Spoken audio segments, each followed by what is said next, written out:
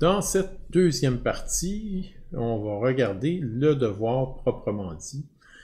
Donc, c'est toujours un exercice sommatif à remettre dans les A, réalisé au trait à partir d'Illustrator. Je vais enlever le titre ici. Les trois vues principales de chacun des volumes ci-dessous. OK? Nous, on va commencer par celui-ci dans cette deuxième partie, celui-là dans la troisième partie, et je vais vous laisser par vous-même faire les deux autres qui sont ici. On nous offre d'abord de télécharger un fichier.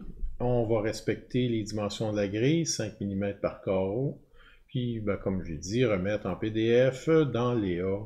Alors, on va examiner ça tout de suite. Je m'en vais dans Adobe Illustrator, c'est ici. Et puis, je vais démarrer, j'avais déjà téléchargé le document. Vous allez voir, pour vous, au-dessus de la feuille, j'ai laissé les illustrations. Comme ça, c'est plus facile à consulter pendant que vous faites le travail. Nous, on va réaliser donc celle-ci dans cette partie-là. Alors, comme je l'ai expliqué tout à l'heure, la feuille est activée, la grille doit être affichée. On va vérifier ça. Magnétisme de la grille, effectivement. Et puis, si je vais en voir dans mes préférences, au niveau des repères et grilles, j'étais à 10 mm, 2 carreaux. Excellent, chaque carreau est en 5 mm, bien, chaque subdivision est 5 mm. Si jamais vous cachez la grille, juste pour vous montrer à l'impression qu'est-ce que ça va donner cet aspect-là. Donc, une petite grille que j'ai placée, là, tout simplement graphiquement. Ils sont placés dans un calque qui n'est pas sélectionnable. On travaille à partir du calque 2. C'est beau. Je vais réafficher la grille, c'est pas important. C'est fait. Alors, on va dessiner la première vue principale. Donc, je vais augmenter un petit peu le zoom. Voilà, ici. On va utiliser la plume. C'est rare qu'on l'ait utilisé à date. Là. La plume, le principe, c'est on fait un point, on garde pesé, on tire une tangente, puis on vient créer des courbes Bézier de cette façon-là. Mais la plume aussi, si on fait qu'un point sans tirer, puis qu'ensuite on le déplace, ben, ça génère des lignes droites. Et c'est ce qu'on va, nous, utiliser pour le moment. La courbe Bézier, on verra ça un peu plus tard. Alors, je regarde la forme ici. Je vais commencer tout de suite. Je me déplace d'un seul carreau. Je monte en diagonale ici.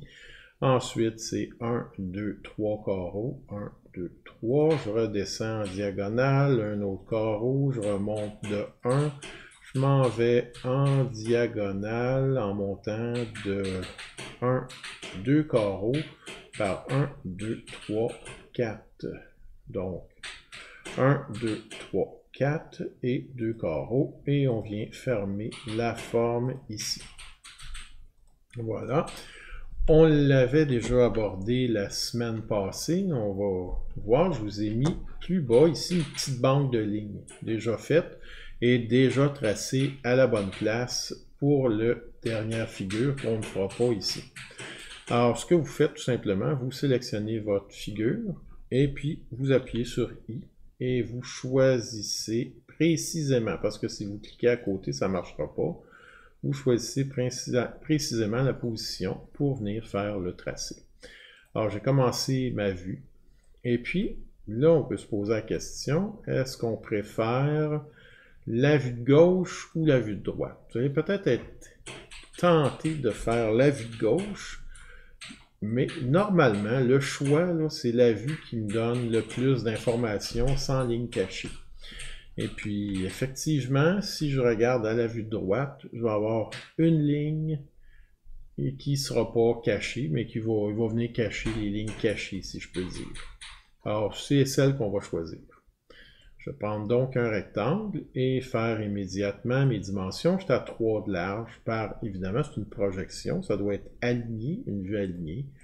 Donc, je ne mesure plus, je vais à la grandeur.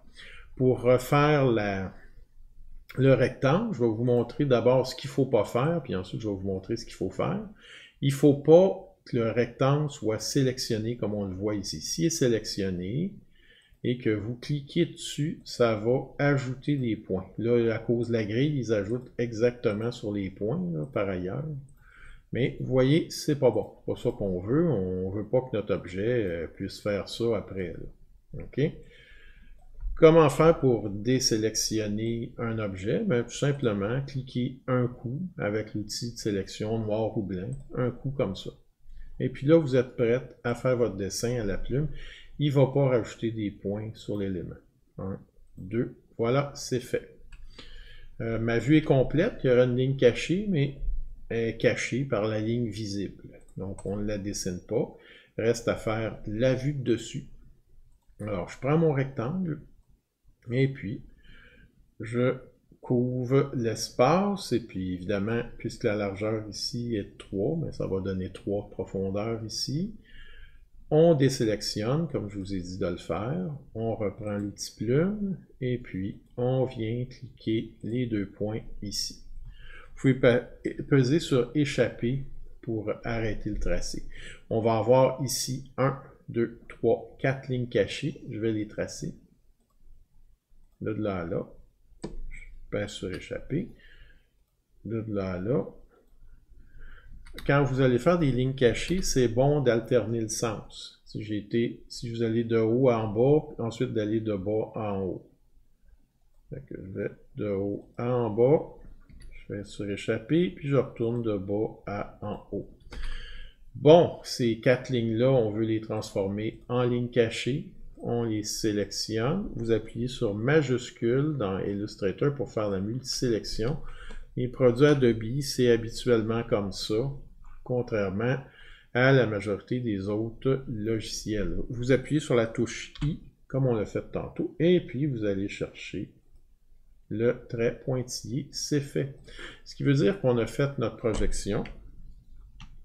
C'est peut-être pas très bien, je voudrais l'aligner un peu mieux, je peux prendre l'ensemble, et puis commencer à le déplacer sur la grille, disons à peu près comme ceci.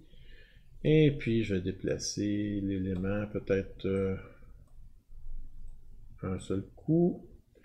Et puis, vous voyez, j'amène toujours les deux ensemble. Ils doivent être restés alignés. Si jamais vous le déplacez comme ça, là, replacez-le pour être bien aligné avec votre autre objet. Bon, puis disons que je descends le tout d'une case, c'est pas très important. J'ai terminé. Donc, on a terminé notre première figure. Rendez-vous dans la 3e partie pour voir comment on va réaliser cette figure-là. Merci beaucoup pour votre attention.